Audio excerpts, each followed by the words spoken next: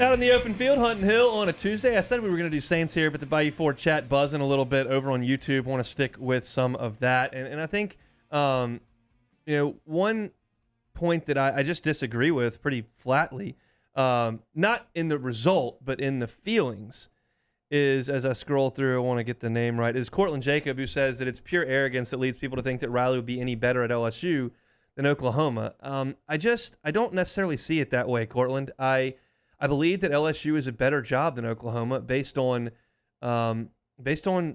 recruiting footprint. I realize that Oklahoma can do a great job in Texas, but the fact of the matter is there are more good players closer to this campus than there are to Oklahoma, and you don't have to fight for them as hard as you do going into Texas to deal with Texas and Texas A&M down there. It's just better. And does anybody dispute the environment and the mystique and the recent tradition of LSU and Tiger Stadium in Death Valley than Oklahoma Stadium? I mean, most people can't even tell you what Oklahoma Stadium's called. I mean, it's just I think it's a great job, and it's one where you can win national championships, and Lincoln Riley has put some good teams out there. But to say that it's exactly the same, I just disagree with pretty flatly. Yeah, I definitely disagree with that as well. I think LSU, man, the more and more I think about it and the more people talk about it, you can really make a case that it's probably top 3 in this country, top 4 at the worst case scenario. Just everything that this job has to offer, the resources, the recruiting bed, like you said, just the passion that you see, obviously, in Death Valley, it's just a different level, I think, for me to put this job, like, over the moon. So I think LSU can go big. It's a perfect opportunity. It can intrigue NFL coaches. It'll make college coaches who aren't there really have to really think about this job. And I think it's a perfect opportunity for Woodward to really do his research, take his time, and really find a guy that can really get this program going back in the right direction, because it's really, to me, one of the best jobs in the country. Cortland says, stop acting like OU isn't ranked ahead of LSU in terms of blue bloods. LSU isn't even seen as a blue blood nationally. If LSU's not a blue blood, I realize that, we had some issues in the 90s and weren't winning national championships in the 70s and 80s, but you look over the last 20 years, we played for 4 of these things and won 3. We're thought of as one of the greatest environments in all of sports. If LSU's not a blue blood, I don't know what to tell you. If you think that it's Oklahoma and Nebraska, Notre Dame and Navy because they were really good, back in the 50s, it just I disagree. I realize that LSU wasn't awesome for a good portion of my dad's early life, but for right now, it's humming pretty good. Yeah, it's humming at an all-time high. You coming off a national championship from 2 years ago, and all the guys who played in that game are playing really well right now at the next level. It's just very intriguing to be a part of this football program right now. You see what it can do for you as a player. You see what it can do for you as a coach. It just puts you at an all-time high level. The assistant coaches get jobs. It's just a great place to be. So to say it's on a blue blood, I don't know if I can go there yet. Plus the program brings in over $100 million a year. So I don't know. It's probably a good spot to be in if you're a football program. And then he says that I feel like I'm in a back and forth with Cortland, but you're making a good argument. So I want to continue the segment. I appreciate Cortland's interaction there in the chat. OU has resources and wins more consistently. You don't think those resources would get better once they move to the SEC? Well, they have won more consistently in a worse league. There's no doubt about that. They've been a more consistent presence in the top 5 than LSU over the last 5 or 6 years. But I think that those national championships still shine pretty bright.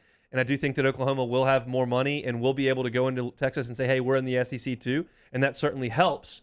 But I still think LSU is there's reason to believe that you would still look at LSU as a better job based on geography and the mystique of the school. And we'll see how things shake out we don't know about what happens when we move to the SEC and it gets bigger and the schedule changes and you change rivalries and things move around. But I think if you gave any head coach, not just Lincoln Riley, any head coach, and said, hey, okay, you got to win a national championship in the next 6 years. Oklahoma's in the SEC, not in the Big 12, in the SEC. You got to win one in the next 6 years. You go into Baton Rouge, you go into Norman.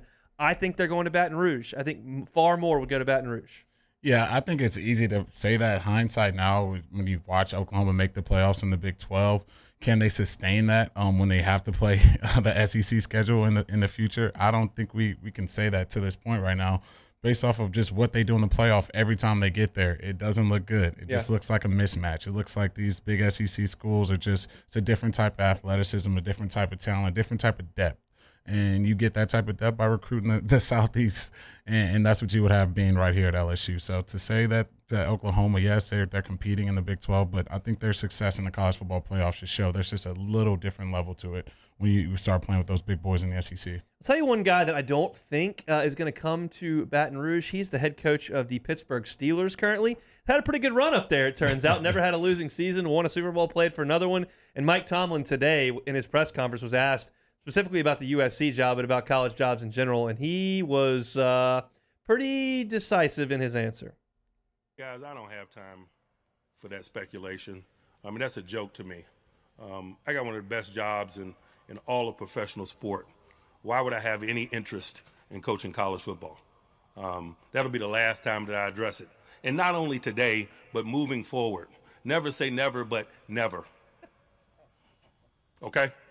Anybody else got any questions about any college jobs? There's not a booster with a big enough blank check. Anyone else? All right. Thank you. Anybody asking Sean Payton about that? You know, anybody asking Andy Reid about stuff like that? That's good stuff, Mike Tomlin. Oh, man, you see why people love Mike so much, man. He's heavily regarded in those NFL circles, and that's why he stands on what he believes in. And he's just funny behind that podium, man. The dude gets me going every time. I mean, a guy that runs a professional organization as well as he does, an organization that is so stable and is just a bedrock of the NFL, to come down here and sit on couches and talk to 16-year-olds, run camps in July, I don't think so. That ain't happening. So Mike Tomlin, very decisive that he's going to be staying. He's going to be staying up there in Pittsburgh, trying to win another Super Bowl up there for the Steelers.